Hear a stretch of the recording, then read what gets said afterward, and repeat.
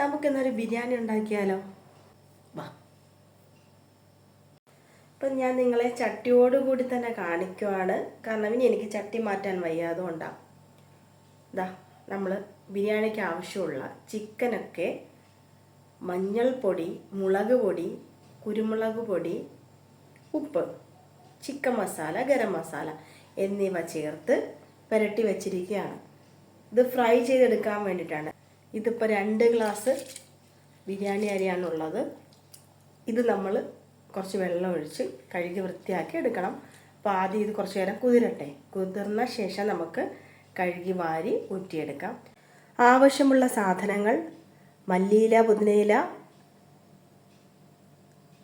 Carrot, beans, അണ്ടിപ്പരിപ്പ്, മുന്തിരിങ്ങ, തക്കാളി, സവാള, വെളുത്തുള്ളി, ഇഞ്ചി, പച്ചമുളക് എന്നിവ ചെറുതായിട്ട് അരിഞ്ഞു വയ്ക്കണം. അത് നമുക്ക് വഴറ്റിയെടുക്കാൻ വേണ്ടിയിട്ടാണ്. പിന്നെ നമ്മൾ മിക്സിയുടെ ജാറിലേക്ക് ഇതിൽ നിന്ന് കുറച്ച് മാത്രം എടുത്തിട്ട് ഇതിലേക്ക് വയ്ക്കണം. ഇതിനകത്ത് ഇപ്പോൾ തക്കാളി, വെളുത്തുള്ളി, ഇഞ്ചി, പച്ചമുളക്, സവാള എന്നിവയുണ്ട്. കുറച്ച് മല്ലിയിലയും പുതിനയിലയും കൂടിയുണ്ട്. നന്നായിട്ട് മിക്സിയിൽ അടിച്ചെടുക്കുക. ഇത് നമുക്കൊരു പേസ്റ്റ് പരുവത്തിൽ വേണം. ഇത് വഴറ്റുന്ന സമയത്ത് അതിലേക്ക് ചേർക്കാൻ വേണ്ടിയിട്ടാണ്.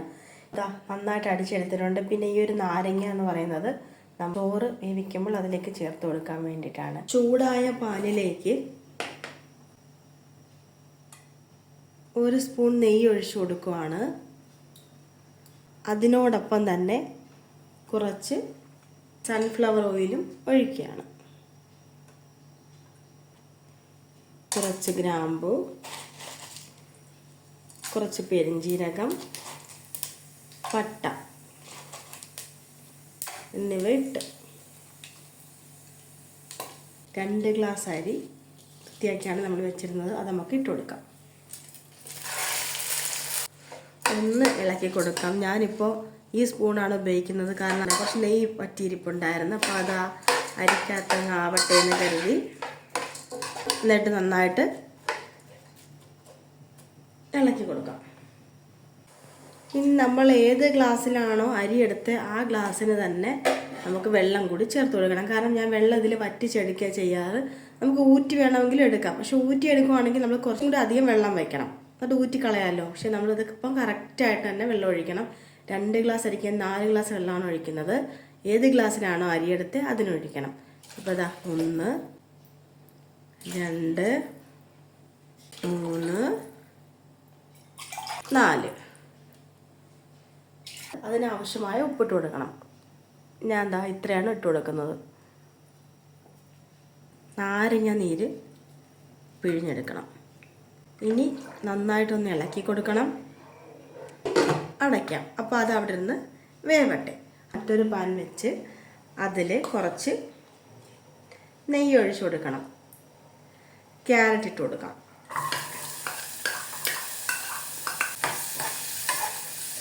ക്യാരറ്റ് റെഡി ആയിട്ടുണ്ട്.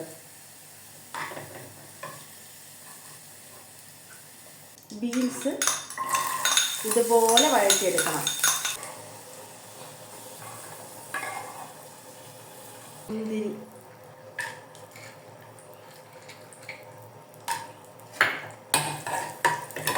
എടുക്കാം. ഞാൻ അടുപ്പൊന്ന് ഓഫ് ചെയ്യാണ്. അണ്ടിപ്പരിപ്പ് ഇട്ട് കൊടുക്കാം.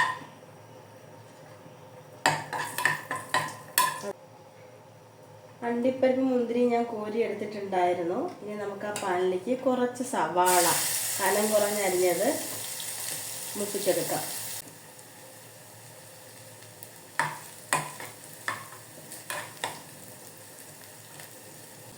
അതവിടെ ഇരിക്കുമ്പോഴേക്കും നമുക്ക് നമ്മുടെ റൈസ് എന്തായെന്ന് നോക്കിയാലോ. വെള്ളമൊക്കെ ഏകദേശം വറ്റിയിട്ടുണ്ട്. ഒന്ന് അടച്ച് വെച്ച് ഇത്തിരി വെള്ളം കൂടെ പോട്ടെ. സിമ്മിൽ ഇട്ട് കൊടുക്കാം. തീ നന്നായിട്ട് കുറച്ച് വയ്ക്കാം. ഒന്നും കൂടി ഒന്ന് ഇരിക്കട്ടെ. അപ്പോൾ നമ്മൾ സിമ്മിലിട്ട് ആ 5 മിനിറ്റ് കഴിഞ്ഞിട്ടുണ്ട്. 5 മിനിറ്റ് അല്ല, കുറച്ച് നേരം. 5 മിനിറ്റൊന്നും വേണ്ട.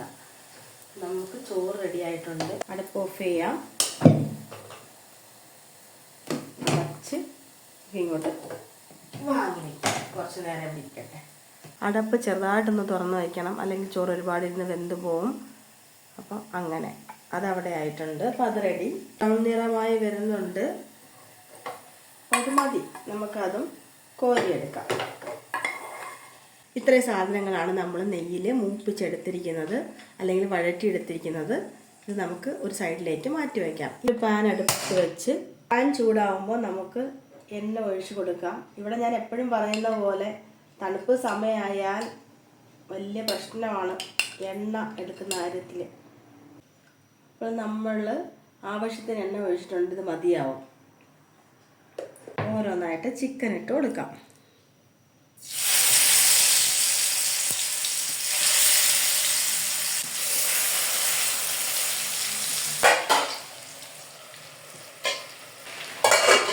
നമ്മുടെ ചിക്കൻ തിരിച്ചിട്ട് കൊടുക്കണം.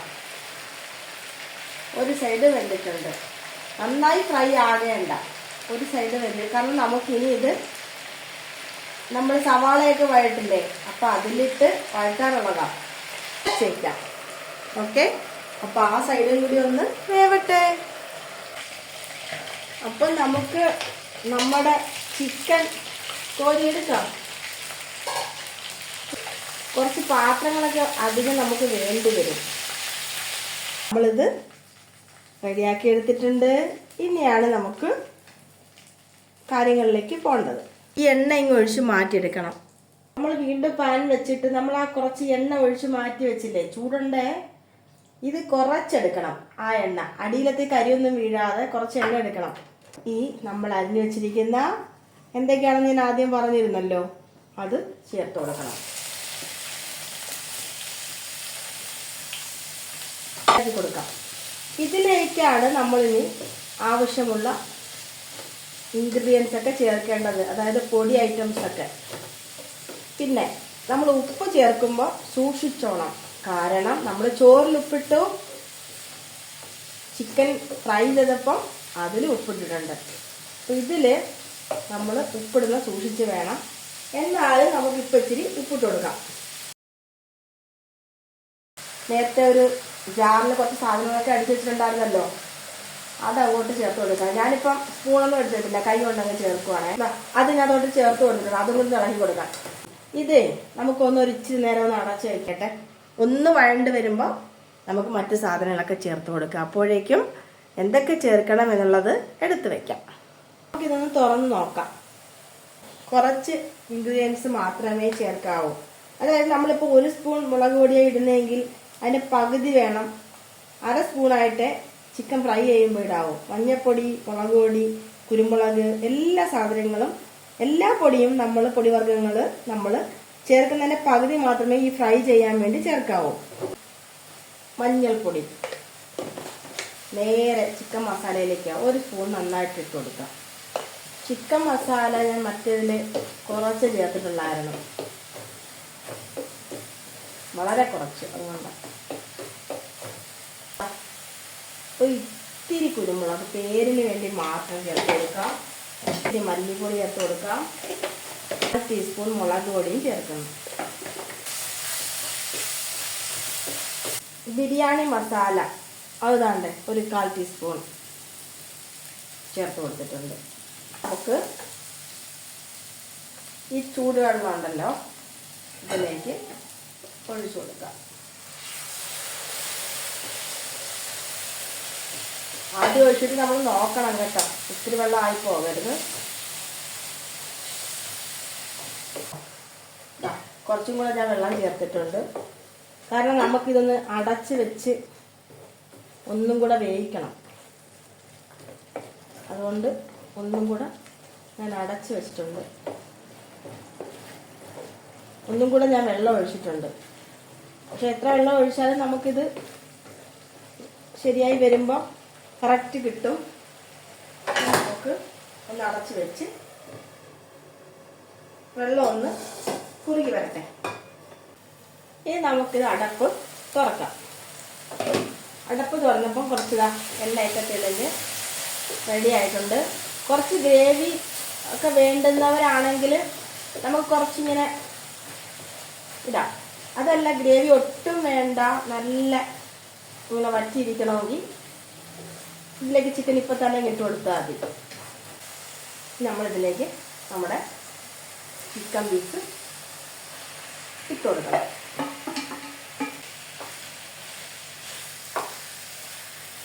കുറച്ചും കൂടെ വലിയ പാത്രം എടുത്തിരുന്നെങ്കിൽ പാടില്ലായിരുന്നു തോന്നുന്നു അല്ലേ. ഞാൻ കരുതി ഇത് മതിയാവൂന്ന് വിചാരിച്ചതാണ്. കുറച്ച് മല്ലിയില ഇങ്ങനെ ഇട്ടിട്ട് നമുക്കിത് കുറച്ചും കൂടെ ആവിയിൽ വയ്ക്കാം. ശരിക്കും ചിക്കൻ നമ്മൾ ഫ്രൈ ചെയ്തെടുത്തതായതുകൊണ്ട് ചിക്കനൊക്കെ നല്ലതായിട്ട് വെന്തിട്ടുണ്ട്. അതുകൊണ്ട് പിന്നെ ഒരുപാട് നേരം ഇരിക്കേണ്ട ആവശ്യമില്ല. എന്നാലും കുറച്ച് നേരം അങ്ങനെ ഇരിക്കട്ടെ. റെഡി ആയിട്ടുണ്ട്. നമുക്ക് അടുപ്പ് ഓഫ് ചെയ്തെടുക്കാം.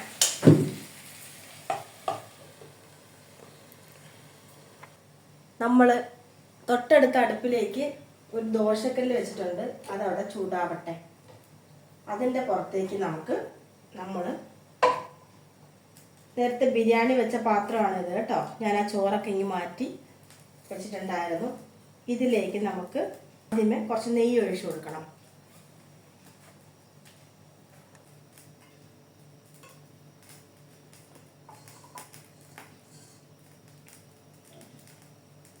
കുറച്ച് ഗ്രേവിയും ചിക്കനും കൂടെ ചേർത്ത് വെച്ചു കൊടുക്കണം. ഇങ്ങനെ ഗ്രേവിയും ചിക്കനും കൂടെ ചേർത്ത് വെച്ചു കൊടുക്കണം. ഇനി മുകളിലേക്ക് നമ്മൾ കുറച്ച് ചോറിട്ട് കൊടുക്കണം.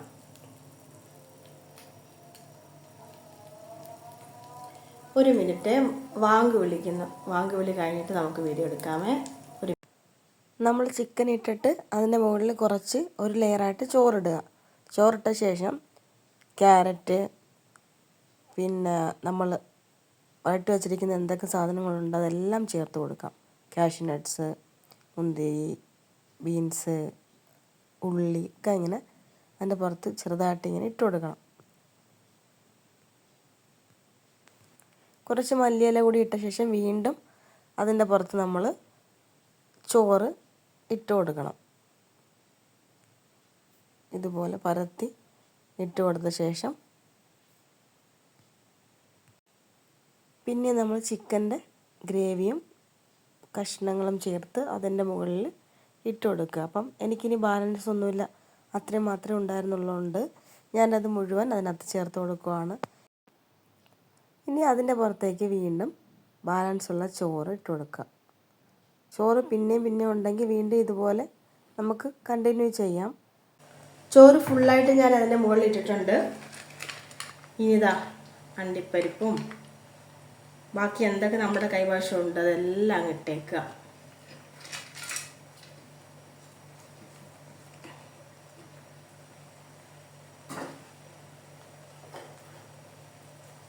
മല്ലിയിലയും ഇട്ട് കൊടുക്കണം.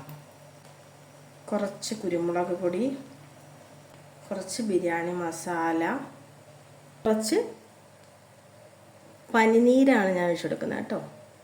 ഇത് പാലിൽ മഞ്ഞൾപ്പൊടി കലക്കിയതാണ്. ഇതും കൂടി ഞാൻ ലാസ്റ്റ് ഇച്ചിരി ഇങ്ങനെ ഒഴിച്ചു കൊടുക്കുന്നുണ്ട്. ഇനി നന്നായിട്ട് അടച്ച് വയ്ക്കുക. കുറച്ച് നേരം ഇരിക്കട്ടെ. കരിയൊന്നും പേടിക്കണ്ട, കാരണം നമ്മൾ അടിയിൽ ദോശക്കല്ല് വെച്ചിട്ടാണ് വെച്ചിരിക്കുന്നത്. ഇതാ ഇങ്ങനെ. നിങ്ങളും അപ്പോൾ ഞങ്ങളോടൊപ്പം കഴിക്കാൻ വന്നോളൂ. അപ്പോൾ ഇതിനി പിന്നീട് കാണിച്ചു തരാം. ഓക്കെ, അപ്പോൾ അത് അവിടെ അങ്ങനെ ഇരിക്കട്ടെ. അപ്പോൾ നമ്മുടെ ബിരിയാണി റെഡി ആയിട്ടുണ്ട്. നമുക്കത് വാങ്ങി വയ്ക്കാം.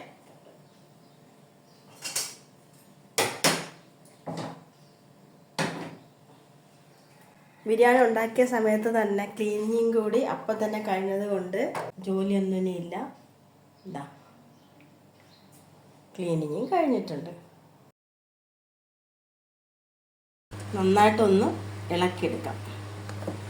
എന്നാലേ നമുക്ക് ഈ അടിയിലുള്ളതൊക്കെ മുകളിലൊക്കെ വരും. ഗ്രേവിയും ഇതാ ഇത് കാണുമ്പോൾ തന്നെ അറിയില്ലേ കൂട്ടുകാരെ, പറയാടാന്ന് തോന്നുന്നു കണ്ടിട്ട്. സൂപ്പർ ബിരിയാണി എല്ലാവരും ഉണ്ടാക്കുക.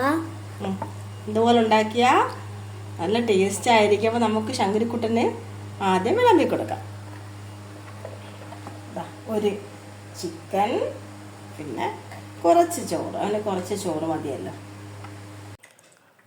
ശങ്കുരുക്കുട്ടൻ കഴിക്കുവാണ്. നമുക്ക് ശങ്കുരു മോനോട് ചോദിക്കാം. എങ്ങനെയുണ്ട് ശങ്കുരുട്ടാ? സൂപ്പർ. സൂപ്പറാ? തൈരൊക്കെ കൂട്ടി കഴിക്കുക കേട്ടോ. അപ്പോൾ മറ്റൊരു വീഡിയോയിലൂടെ കാണുന്നത് വരയ്ക്കും. ബൈ.